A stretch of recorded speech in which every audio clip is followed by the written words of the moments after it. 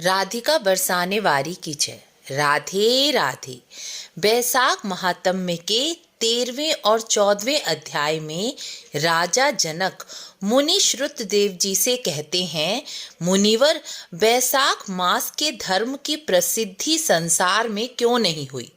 जिस प्रकार कार्तिक और माघ में धार्मिक कार्य किए जाते हैं, लोक प्रसिद्ध हैं, लेकिन बैसाख मास के धर्म संसार में प्रसिद्ध क्यों नहीं हुए?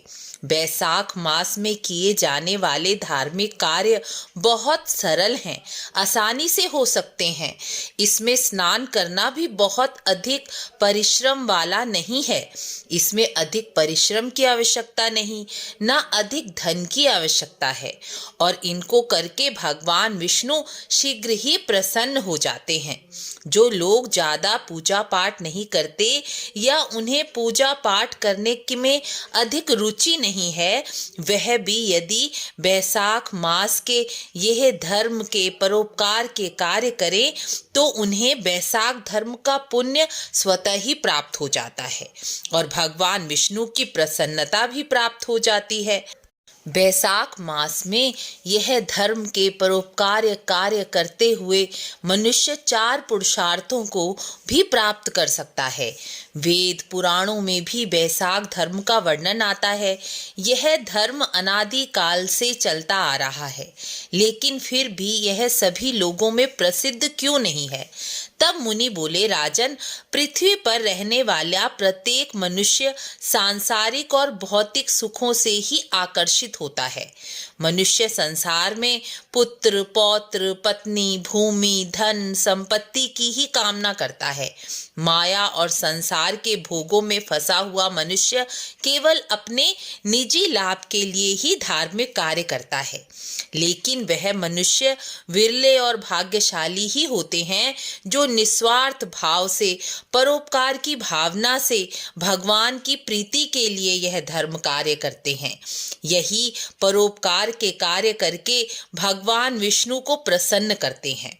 राजन, संसार में सत्वगुण संबंधी धर्म, रजगुणी संबंधी धर्म और तमगुणी संबंधी धर्म है, लेकिन मनुष्य अपने स्वार्थ की पूर्ति और कामनाओं को पूरा करने के लिए केवल रजोगुण संबंधी धर्म और तमोगुण संबंधी धर्म के कार्य ही करता है।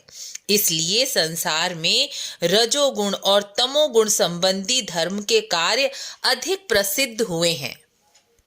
सत्वगुण संबंधी धर्म भगवान विष्णु को प्रसन्न करने वाला कहा गया है। इसे निस्वार्थ भाव और सेवा जैसा भाव रखकर किया जाता है। जो अपनी निजी कामनाओं का त्याग करके दूसरों को सुख पहुंचाने की इच्छा से धर्म के परोपकार के कार्य करते हैं, वह भगवान विष्णु को प्रसन्न कर लेते हैं। ऐसा करने से उन्हें बिन मांगे मोती मिले जैसा फल स्वतः ही प्राप्त हो जाता है।